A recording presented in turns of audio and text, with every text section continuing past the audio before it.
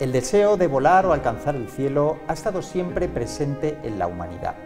Relatos mitológicos como el de Ícaro y Dédalo en Grecia o la Torre de Babel en Babilonia dan fe de una aspiración milenaria. El ser humano nunca podrá volar, pero sí contemplar el mundo a vista de pájaro.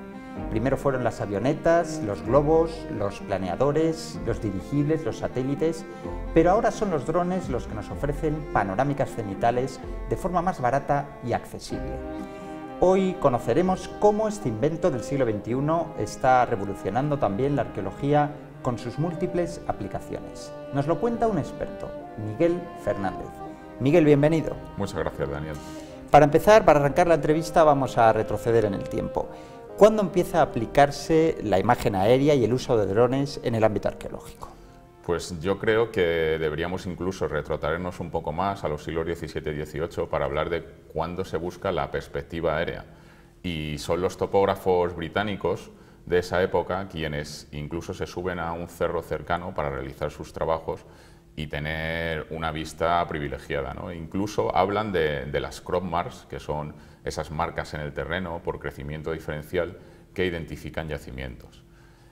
Posteriormente, ya en el siglo XIX, como bien sabes, con la invención de la fotografía en 1836, ya automáticamente se empieza a subir en cualquier dispositivo aéreo para fotografiar, ¿no? Tendríamos la primera fotografía aérea conocida, que es de 1851, de Nadar, el que da nombre a un ángulo fotográfico.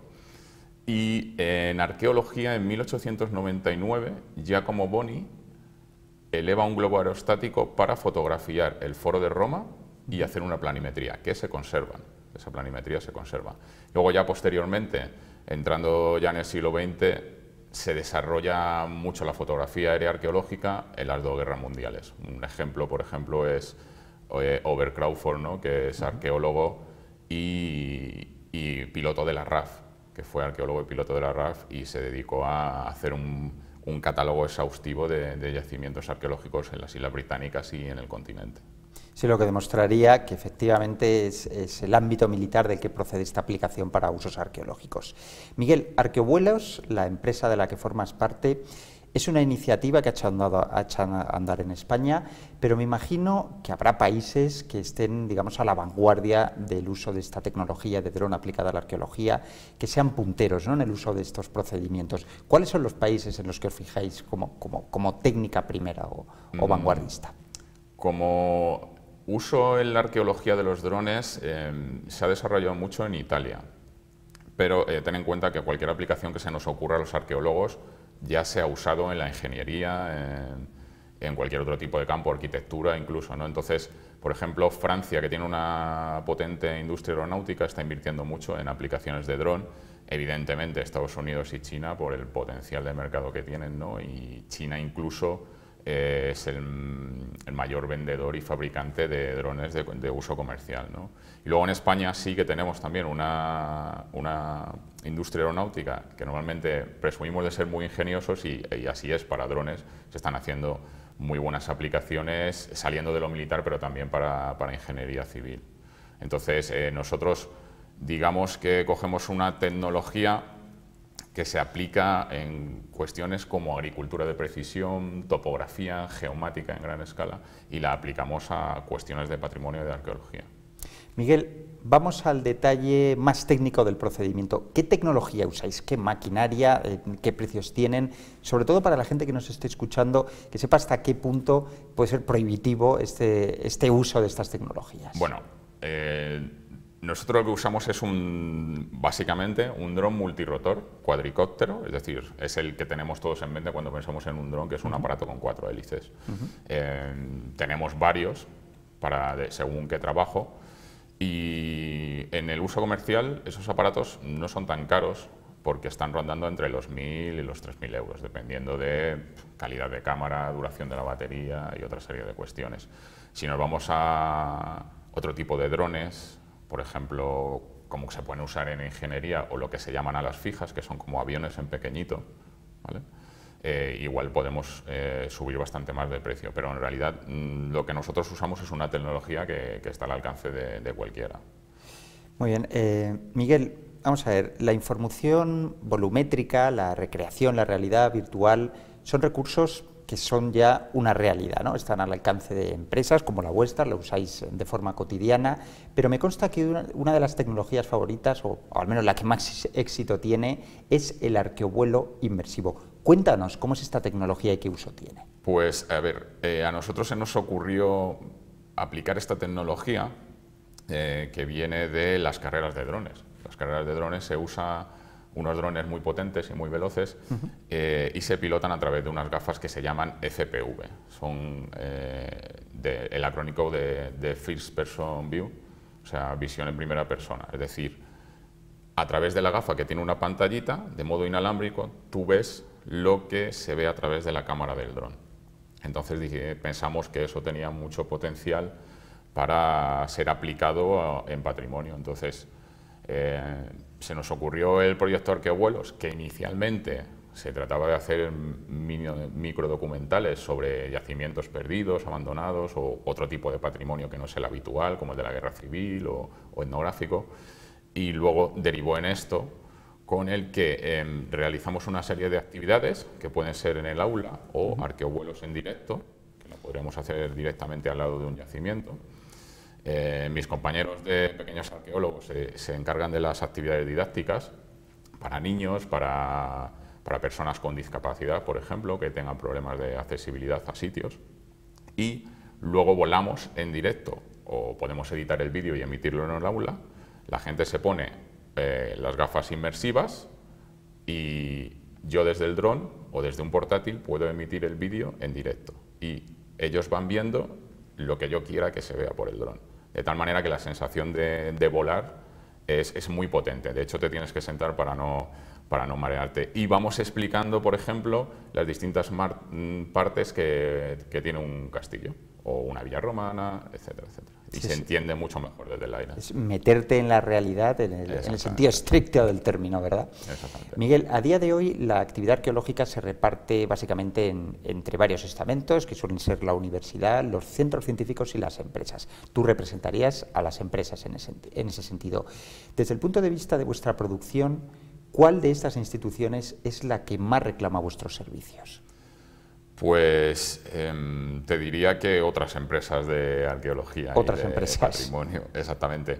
Nosotros, Arqueovuelos es concretamente un proyecto de divulgación pura y dura, entonces, bueno, cualquier yacimiento que nos quieran proponer para divulgar de este modo, con tecnología FPV, se podría hacer. Luego ya tenemos otra parte técnica que también nuestros máximos clientes son otras empresas, temas de fotogrametría aérea, topografía, realizaciones de 3D, y aún así trabajamos y colaboramos con universidades en yacimientos, ¿no? Como la Universidad Autónoma.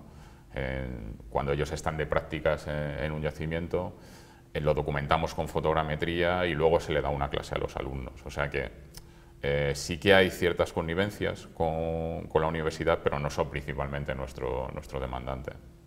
Miguel, te confieso que la aplicación del dron al mundo de la arqueología, en mi caso al menos, me ha hecho retomar una discusión recurrente en los años 90, cuando yo participaba en excavaciones arqueológicas.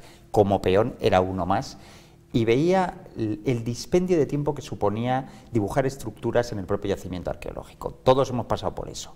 La plomada, la cinta métrica, el papel milimetrado, la tabla, es una escena que yo creo que es familiar a todos los que hemos participado en este tipo de excavaciones arqueológicas.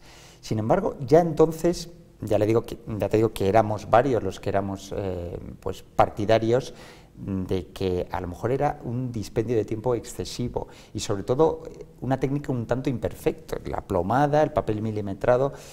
Me pregunto hasta qué punto la aplicación de estos drones, de estas imágenes cenitales sobre, insisto, sobre estructuras arqueológicas, no sobre dibujo arqueológico de epigrafía o de cerámica, que tiene un sentido mucho más científico, pero hasta qué punto puede llegar a desterrarse o pasarse página con este empleo tradicional de mano alzada en dibujo arqueológico de estructuras en yacimientos. Bueno, yo creo que concretamente para estructuras ya lo que más se está usando es hacer un levantamiento fotogramétrico que con las mismas fotos que tú tomas planeadas de una manera determinada, pues extraer una nube de puntos, un modelo 3D muy preciso. Y mucho más fiable, efectivamente. Tomando un par de medidas o tomando una serie de puntos, lo puedes cuadrar por debajo del milímetro incluso. Pero he de decir que yo recomiendo aprender a dibujar a mano. Hacer un levantamiento manual de una estructura, por lo menos hacerte un par de ellos y saber cómo se hacen, no está mal, porque luego se va a entender mejor cómo funciona la tecnología que se aplica de escaneado en estas técnicas de drones o de fotogrametría terrestre, ¿no? Esta tecnología no se basa en otra cosa que en trigonometría pura y dura, que viene siendo lo mismo que hacemos cuando levantamos manualmente.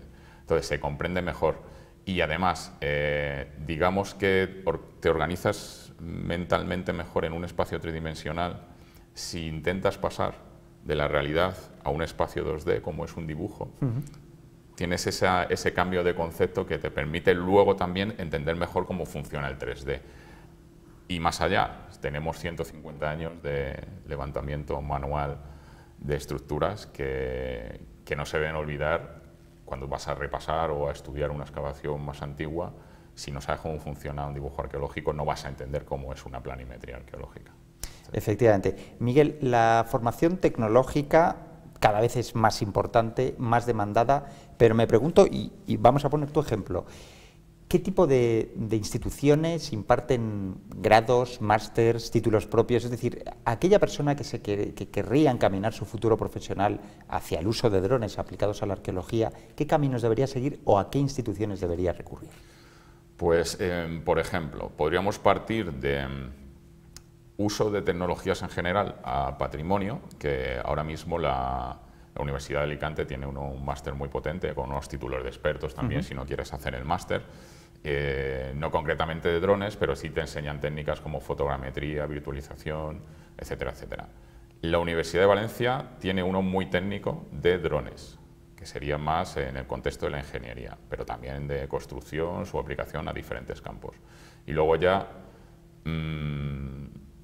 empresas privadas, ¿no? Las mismas escuelas de formación de pilotos de drones también ofrecen a título personal algunos cursos de fotogrametría o de agricultura de precisión, que puede ser incluso aprovechable para patrimonio, para temas de teledetección con cámaras hiperespectrales, ultravioletas y demás.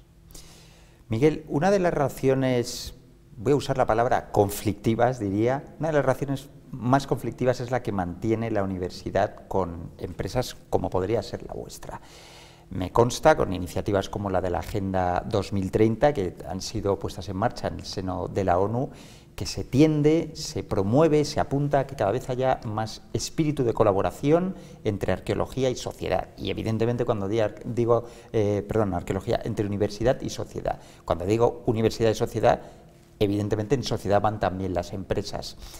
¿Tú crees que la colaboración podría ser mayor? Te voy a pedir no solo una opinión, sino también un vaticinio. ¿Crees que de aquí en adelante tiene que aumentar o debería aumentar ese espíritu de colaboración, de políticas colaborativas entre universidad y empresa? De hecho, sí que se está rompiendo un poco esa barrera actualmente. Bueno, te comentaba antes que nosotros colaboramos con universidades, ¿no? Pero sí es verdad que sigue habiendo como un remanente de la universidad de gente que ve con malos ojos que las empresas de arqueología, digamos, directamente excaven yacimientos o se dediquen a tema de documentación de yacimientos y de piezas como nos dedicamos nosotros. Pero bueno, la tendencia yo creo que es a que se va rompiendo.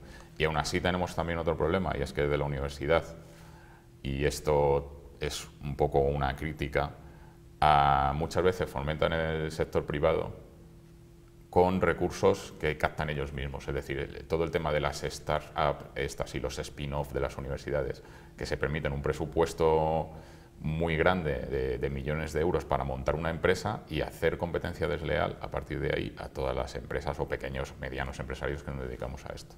Es curioso.